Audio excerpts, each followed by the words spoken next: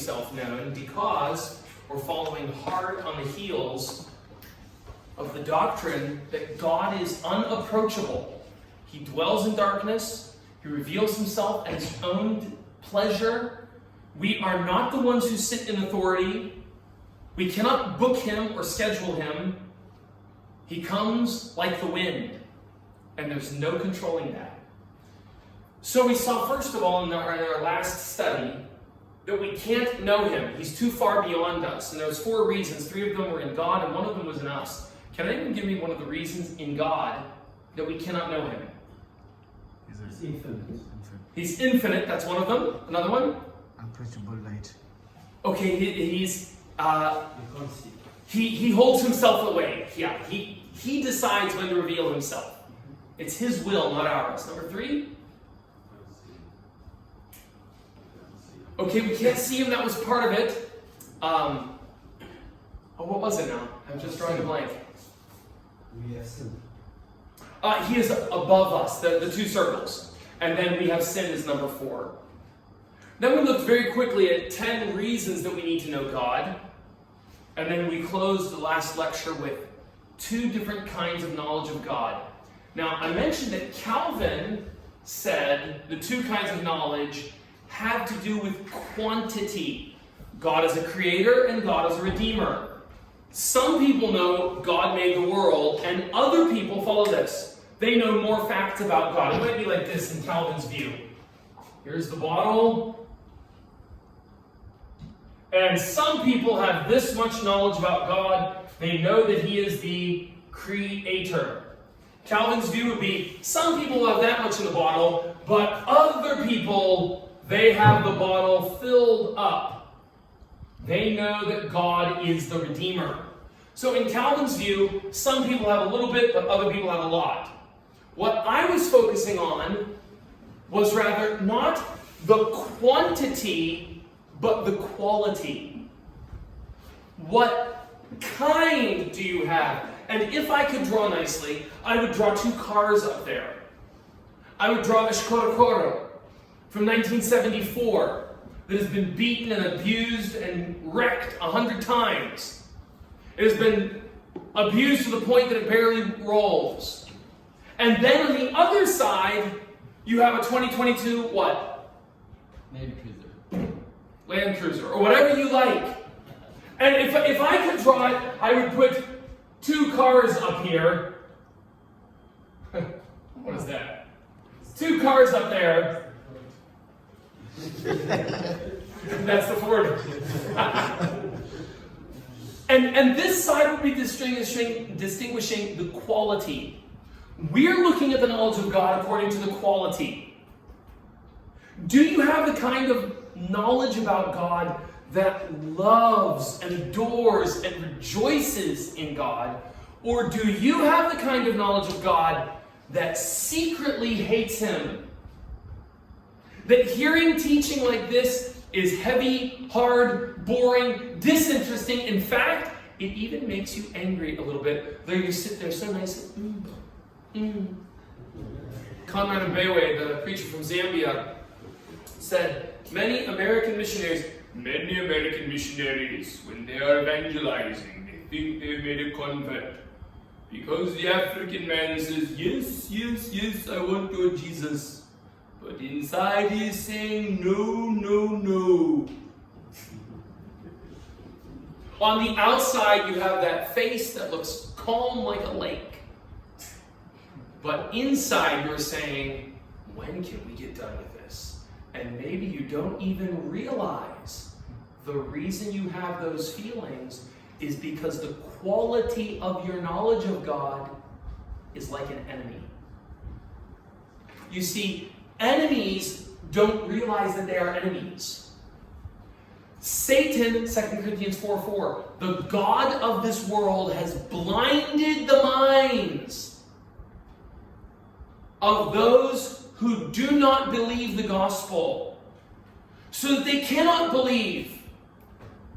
They think to themselves, I'm a good man, I'm a Christian, I've got this. Satan's blinded your eyes. When you hear about God and learn about God, you think, yes, more, oh God, oh Christ, Oh, if only I could die right now. My main problem in life is that I can't die. And I can't kill myself with any honor. If only God would make my life short. Because then I would know Him. You see, a Christian thinks that way. That's the Apostle Paul in Philippians 1:21. And in 2 Corinthians 5. That's many godly Christians. They longed for God. They'll stay here for 70, 80, 90, 100 years if God wills it. But they are like Enoch. I would be so glad if God would just take me out of this wicked world. Do you know Enoch from Genesis chapter 5, verse 23? He walked with God, and God took him. Do you ever want to be like Enoch? No, you don't. He lived over 300 years. He lived over 300 years walking with God. That's why God took him. It's a long time. If we could just make it through 70, we'll be doing better than 10% of the people. May God help us. So that was in our first study, our background, the knowledge of God. Let's see now 4 ways that God has made Himself known. 4 ways that God has made Himself known. Number 1, letter A, through creation. Psalm 19, 1-6, the heavens are telling of the glory of God. Their expanse is declaring the work of His hands. Day to day pours forth speech. Every time you see the sun rising, it's shouting at you. C.S. Lewis in his book, The Problem of Pain, said, some people don't believe in God because they say, why would God allow wars and rape and murder? Why would God allow apartheid? Why would God allow slavery? Why would God allow corruption? Why would God allow all this wickedness? And Lewis responds, God whispers to us in His pain, in our pain, and He shouts to us in pleasure. My question is not, where did apartheid come from? That came from us. We hate God. My question is, where did Coca-Cola come from? Where did the beauty of your little daughter come from? Where did the hardness of tiles come from? Where did coffee come from? Where did the beautiful blend of purple and blue and green? Where did the softness of grass come from? Where did husbands and wives come from? No 7th grader thought that up in junior high. No. That's just wonderful. And by the way, it's a very complicated glory. Very complicated. Evolution falls apart when it comes to things like that. Only God could develop such pleasures and happinesses and joys. And that's what we see in creation. Every time we look at creation, we should be seeing more of God. Notice verse 3 in Psalm 19. There is no speech, nor are there words. Their voice, where their voice is not heard. What that means is, everywhere in the world, there's no language where the voice of creation has not reached. Right now, the Bible has not been translated into certain languages in the Comoros, into certain languages in Nigeria, and into certain languages in North Africa. The Bible has not been translated into some of the languages of the Congo. But even there, where they do not have Bibles, God is talking through trees. God's talking through chameleons. And you see what Satan does? He makes us afraid of chameleons. God makes us to love chameleons and owls. Satan makes us terrified of those things. Look at those eyes. One eye going this way, one eye going that way. How can evolution explain that? They have the most backward, confused idea for where eyes came from. And now explain the chameleon's eyes. And guess what? They say, well, the chameleon got it from its ancestor. Do you know who the ancestor of the chameleon was, according to evolution? The whale. Because the whale also has one eye on either side of the head. Imagine that. The enormous whale became the chameleon. It's insanity. Titus 1:15. It's what unbelievers do with their spare time. They think of things like, where did chameleon came from? I'll bet it came from a whale. You can be cured of things like that by simply letting a chameleon walk up your arm. My kids found one the other day. Just pick that up and put it on your arm. Just let it walk right up your arm and just look at it. It'll change colors while it walks. changing colors with eyes going a different direction. He's looking at you and he's looking at lunch. Amazing! And that's talking to you about the glory and beauty and wonder of God. Romans 1 verse 20, for since the creation of the world, His invisible attributes, His eternal power and divine nature have been clearly seen. What has been clearly seen? Tell me that from Romans 1:20. You tell me what has been clearly seen. What is it? Divine attributes. Circle or underline in Romans 1 verse 20, there in your notes, invisible attributes, and draw a line down to clearly seen. His invisible attributes, His divine nature, His eternal power, those three things have been clearly seen. Where? Where do we see His invisible attributes, His eternal power, His divine nature? Where do we see those things? Through what He has been made. What does it say again? Through what has been made. Creation, what has been made. Right? You see that? Creation is shouting at us. Hair is shouting at us. You ever think of this? Just look at eyebrows and learn about God. You don't have to have these, but shave them and see how you look. He put them on there for beauty. Evolution falls apart with that. A few hairs over your eye. Evolution can't explain that. They can't explain this dangling down below your ears. It's there for beauty. God says, look at your eyebrows and say, there's a God. He makes things just right. Imagine your wife without those. God put them there because they're beautiful. Number 3, what can we know about God when we see Victoria Falls or Table Mountain or the birth of a puppy, the colors in a rainbow? Just a number of things. His existence, His creativity, His providence, His power, His knowledge, His personality. You look at a dog and you know there has to be a person. I didn't say a human, but a person who made that. His authority. Letter B. So, okay, first of all, what's the first way that we know God? Through creation. Some people, the old guys like Calvin's time, would like to call that the first book. The first book of Revelation. Okay? Some of the old, you can mark it in your notes if you like to know these things. Some of the old theologians would say there's 2 books, and the first book is the creation, the world, all around us, all of this. Then they would say, but there is another revelation. Letter B. Through revelation. You can mark this as the Bible. I marked it as revelation He gave to prophets and apostles. Do you see that in letter B? Now, for shorthand, you can just call it what? The Bible. So, for shorthand, letters A and B, there's 2 books. The book of nature and the book of the Bible. Through the book of the Bible, through the revelation that He gave to prophets and apostles, we know the names of God. We know the images of God. Images of God are how we learn so much. God is a father, and He made fathers and sons so that we would know something about Him. If you want to know why did God make the family, the answer is so that you would know something about Him. That's why. Very simple. It's really not complex. Well, why did God make mothers? So that Jesus could come to earth. That's the reason.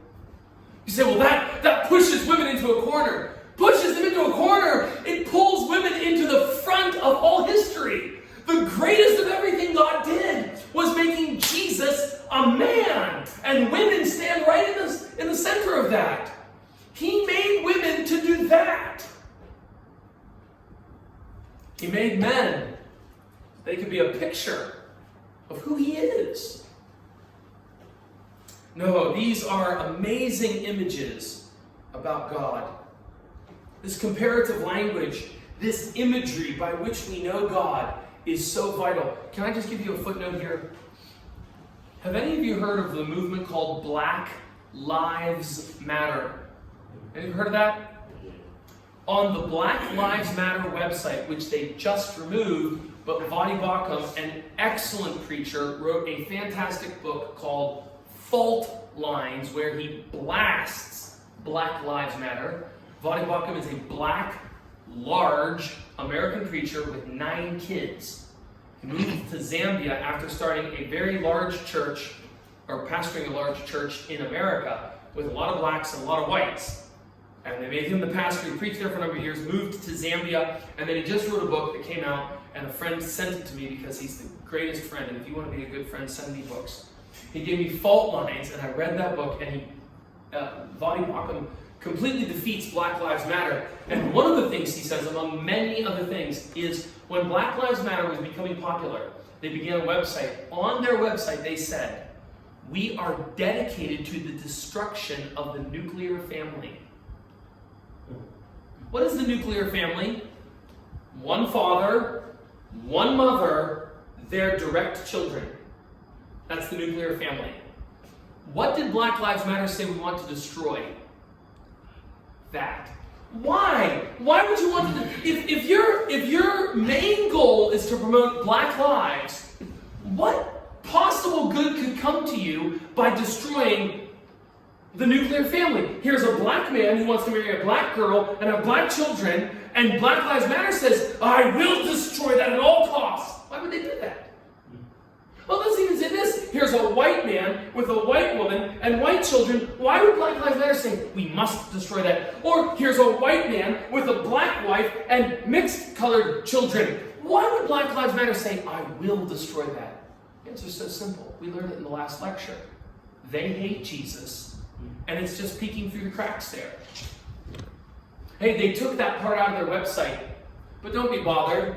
They still have on their website a number of statements against black men. When they say Black Lives Matter, they really don't mean black lives. They mean black women matter. Well, why would you do that? Why would you want a statement called black? You can go see it now. Go check out blm.com or whatever it is, blacklivesmatter.com. But don't give any money.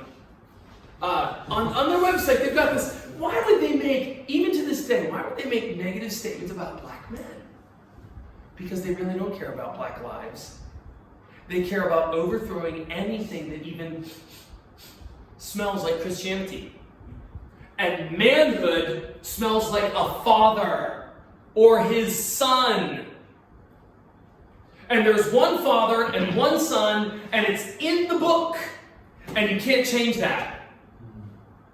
And so Black Lives Matter, while pretending we're overthrowing racism, no, they're not. They don't care about racism. They care about the destruction of Christianity. And that's a side note. Back to the text. What else do we see from the book? We see names of God, images of God. We see the acts of God. We see the laws of God. We see the covenants or the promises of God. We see inspired examples of godly believers. And we see many other revelations. God has made himself known through creation and through the Bible. Now, don't read further. How else has God made himself known? Did you read further? How else has God made himself known? Through his Son. Letter C. Hebrews 1 through 4. God, after he spoke long ago to the fathers and the prophets, you can mark that in your notes there as Old Testament, just write OT. Hebrews 1:1. God, after the OT, just right there in your notes. God, after the OT, verse 2, in these last days spoke to us how? Oh, when Jesus came to earth, it began the last days. Did you notice that in verse 2? Some people say, oh, looking at what's happening with all these things in the government, do you think we're in the last days? I don't think we're in the last days. I'm quite confident that we are in the last days. How can we know? Hebrews 1 verse 2 said, when Jesus came to earth, the last days began. The last days are here with us right now. He spoke to us by his Son. And then comes a list of 8 things. If you have a pen, number these 8 things. You can know so much about God this way. Number 1, heir of all things. That means he's going to adopt it all. Number 2, He made the world. This is in verse 2. Number 3, in verse 3, radiance of his glory. Number 4, in verse 3, exact representation of his nature.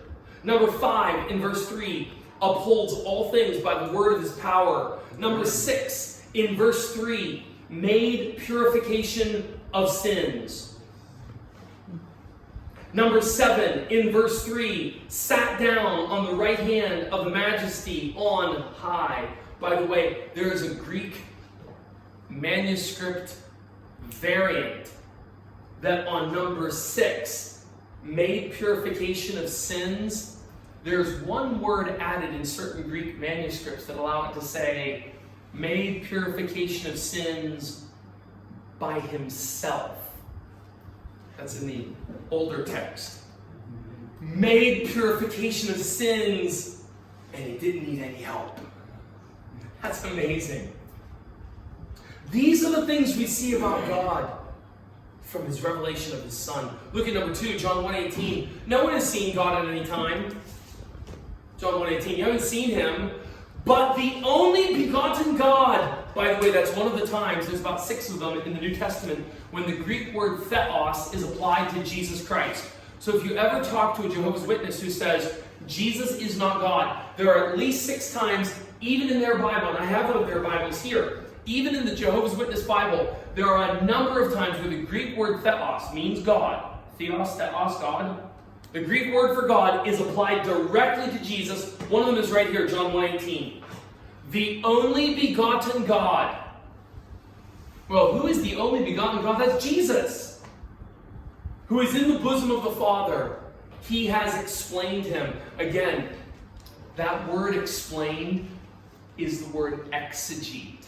So for those of you who are learning to be expository preachers, Jesus Christ is the first and the last and the greatest expositor, because the only begotten God, Jesus Christ, who dwells hugging the Father all the time, he, that one, Jesus, came down to earth, took on a body by the blessing of women, and only by women, and he preaches through his long life, 33 years, a single expository sermon exegeting God the Father. So when we do the work of exegesis and expository preaching, we're following in the footsteps of Jesus Christ. Turn over to 16.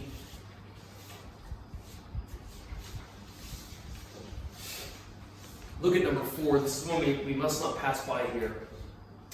On the mountain, the Father said to the disciples in presence of the 2 prophets, who symbolize the greatest men of God, "This is my beloved Son, with whom I am well pleased." What are the last 3 words of Matthew 17:5? Listen to. Listen to who? Him. The beloved Son. Not Elijah, standing for all the prophets. Not Moses, standing for the Old Testament law.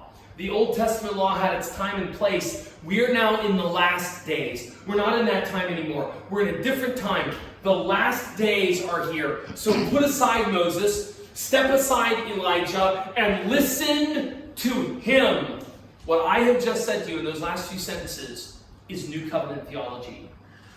New Covenant theology is the theology that says we are now in the last days. The last days are different from the previous time of the Old Testament, because in the Old Testament we had certain laws, we had certain revelations, and those were good for that time. But now in the New Covenant we have Christ exegeting the Father, expositing the Father. It's Christ who has come. He gives new laws and better laws. He says the Sabbath was not made for man. Man was not made for the Sabbath, but the Sabbath was made for man. You would have gotten confused in the Old Covenant, but I'm here to make it clear to you in the New Covenant. Jesus says, those Old Testament laws, no, they were up until me. Notice what we preached about on Sunday night. The law and the prophets were until John. The law and the prophets had their time up until John. But now it's the New Covenant time.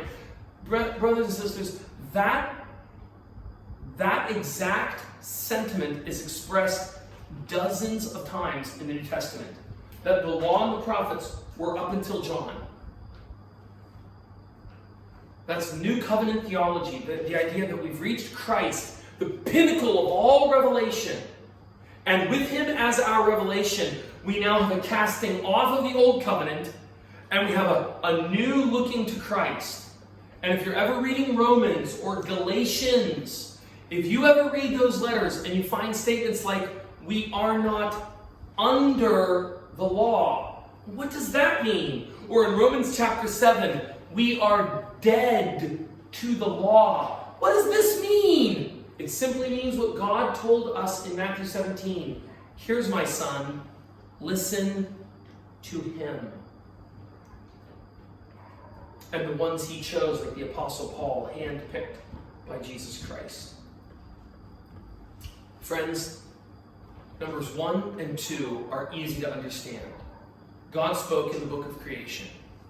Number 2 is easy to understand. He spoke in the Bible.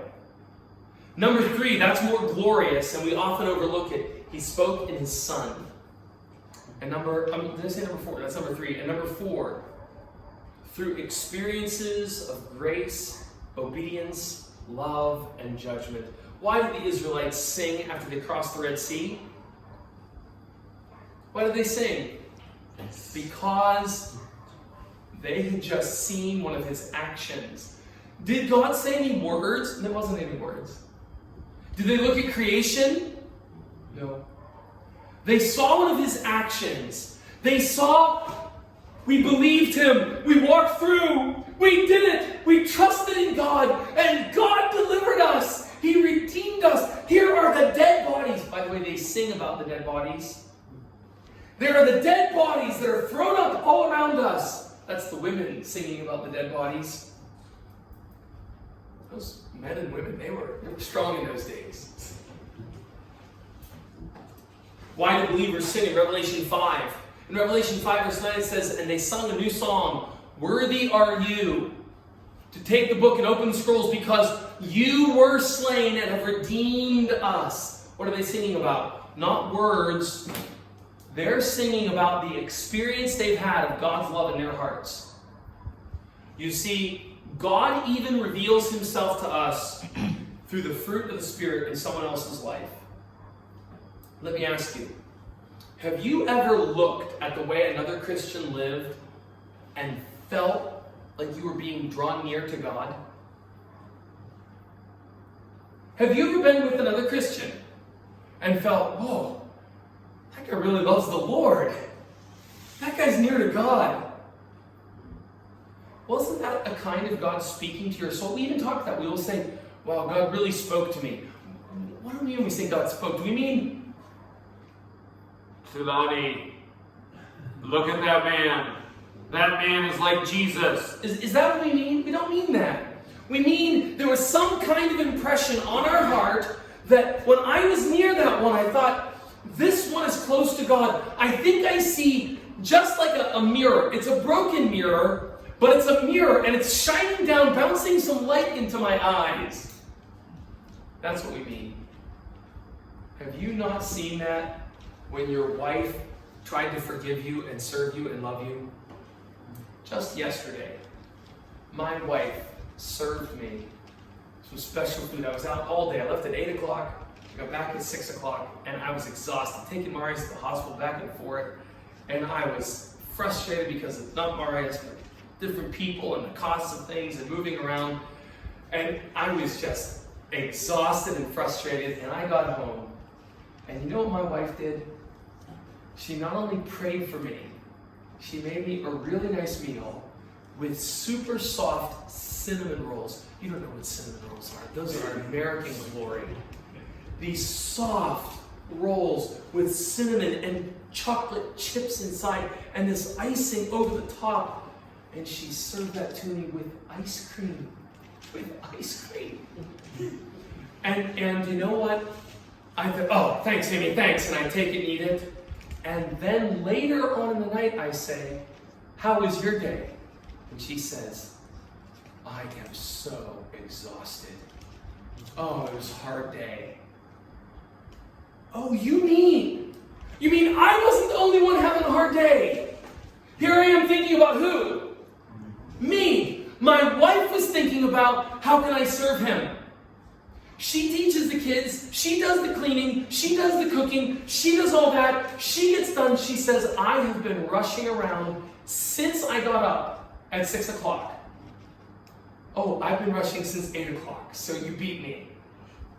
And she went further. And last night as we were talking, I left my bed and went into the other room and I prayed for my wife and thanked God that I saw in her more grace than I saw in myself. Was that not a revelation in some way of God to me?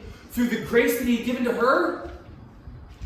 Amazingly, when I got up in the morning, my wife told me, last night when you talked to me, it just cut me. And I thought, I went on Telegram and I deleted some messages I sent, and I wrote back some kinder messages to people.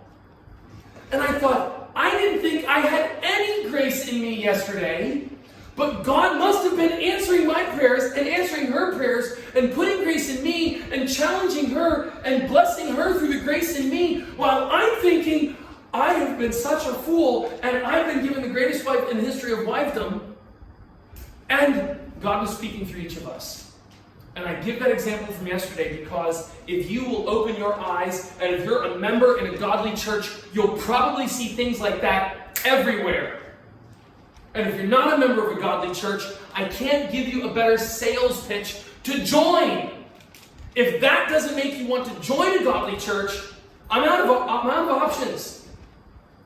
If that doesn't inspire you, well then, you're going to have to look somewhere else, because that's all we've got here. Letter E. Each of these revelations is particularly dangerous. I gave you how many revelations? How many? A, B, C, D, 4. The first book is creation. The second book is the Bible. The third revelation is Jesus Christ. The fourth revelation is the fruit of the Spirit, or changed lives, or the Holy Spirit speaking through Christians as they live and work and go around through all that they do. And by the way, I can give many more examples of that. Straight from the New Testament, by the way, of people being converted when they saw the example of others, like Stephen. Stephen is being stoned, and who's converted? Saul. You think God didn't speak to him through the death of that believer? And many, many other things like that. But these are particularly dangerous. Why? Because they can all be misinterpreted. They're so dangerous that many systematic theology books do not list number 4. Why? Why would you not list number 4? Because someone will say, I just had a dream. I just had a vision. I saw this guy move to Joburg and got a good job. Therefore, I think that's God leading me. Do you see that? So now that's not a good way to use the fourth category, but some people will twist the fourth category, that is, God's Spirit working through Christians. And because some people will twist it, it's a danger. What about the first one? Creation. Is that dangerous? No. Oh, that's very, very dangerous. Creation? Because there's a group of people right now that say, well, we are scientists and we are proving scientifically that sex is one thing and gender is another. Sex is what your body looks like when you're born, but gender is some kind of electrical jumping inside your mind. And they're saying that they are scientists, and they're saying that they are looking at creation, or should I say, looking at creation. Creation is very dangerous because then you can have scientists stand up and say, well, according to my understanding, men are born as homosexual, and because of that, if they're born that way, then it's a revelation of God, and if that's the way they're born, then it must be right. That's their strongest argument, which is no argument at all, but that's their strongest argument. The group that's pressing for homosexuality says, they were born that way. Science proves it. Science doesn't prove it, but that's what they say. They're born that way, science proves it, therefore Christians have to accept it. That's only one of many, many, many things. Evolution, homosexuality, divorce, many other things. Racism for many, many years was supported by science. And today, there are actually some scientists who are trying to say the reverse, that you need to ban milk because milk is racist. Do you know that? Milk is racist. Do you know how they figured that? They did a quote, scientific test of 100 or 1,000, whatever the number was, black people. And then a test of the same number of white people. And then they said, how many of these black people, if they drink milk, they get sick? How many of these white people, if they drink milk, they get sick? And they found, this is what they say, I don't trust it because it's science, remember? It can be easily manipulated. So they say more black people get sick when they drink milk than white people get sick. Therefore, milk is racist. Is that not the most ridiculous thing you've ever heard? I'll give you one better than that. If you think, this is how insane our world is. Another scientist in America, because the worst things are coming from America, another scientist in America said, math is racist. 2 plus 2 is 4, that's racist. How'd they say that? They said because logic came from the Greeks. By the way, that statement itself is indicting. You're saying that you're not logical, but we'll leave that for another day. They say logic came from the Greeks, and the Greeks were white. 2 plus 2 is 4 is a logical statement, therefore, it's racist. There are scientific, not scientific, but scientific. There are scientific papers being put out about this kind of rubbish.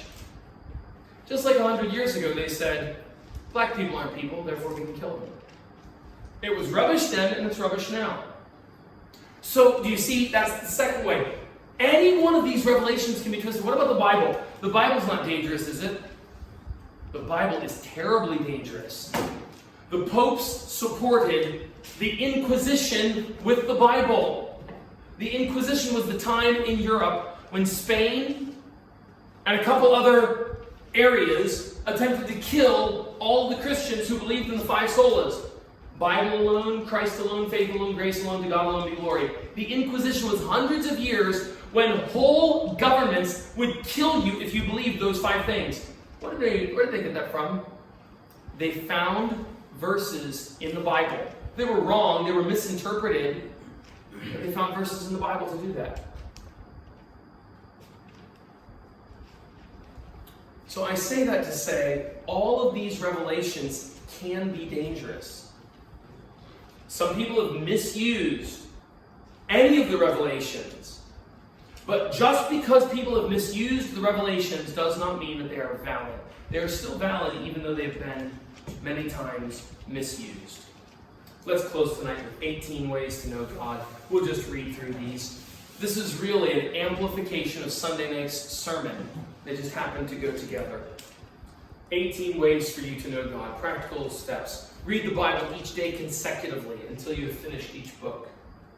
Memorize your verses. Number 3, ask questions about verses as you read. Number 4, underline repeated and important words.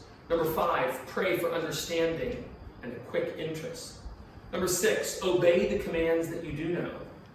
Number 7, humble yourself so that you are quick to see the errors in your own thinking that block truth from your soul. Number 8, listen to sermons by godly men who have mastered exegesis. Number 9, repent quickly, since sin will hinder your ability to understand the Bible. Number 10, give yourself over to reading books about God, Christ, and theology. Not those written from a prosperity, syncretistic, or ATR perspective. Number 11, constantly meet with people who will talk to you about spiritual and theological themes. Give me another word for number 11. Church. Fellowship. Number 12, look for God's glory, His wisdom, and His laws. Where? Take walks in nature. If you have lived in this town and you have not gone up on Hung Lip, I just want to say you might be sinning. Go up to the very top and just look your eyes away. Look very slowly. Turn off your phone. Maybe take one selfie. Maybe. And then just look. Number 13, teach the Bible to your children, since teachers learn the subject better than the students. Number 14, sit under expositional, exegetical preaching. Number 15, download the best sermons from gifted expositors who are known for their study of Scripture. Do not listen to preachers who are known for their big cars or their big congregations. Listen to preachers who are known because they are Bible teachers. Number 16, meditate on verses while you pray. Number 17, train yourself to listen to music that will increase your ability to meditate. Number 18, prepare for the Lord's table and baptism with sober reflections on the cross of Christ. All of our weakness is against us. We are small, we are weak, we are sinful, but God has purposed to show himself to us. And even though we cannot get near, he reaches down and pulls us, or gently brings us like a father to a little baby child. He does not break even a bruised piece of brass. So come to this God tonight in faith and love him and ask him to reveal himself to you. Let's close in prayer. Oh Father, how we love you, and we pray that your Spirit would come. Even now, we are in greater need than at any time, that we would not lose the things that we have heard, that we would not let them slip. Help us to lay hold by faith of these truths, to love them and have confidence in them. In Jesus' name, amen.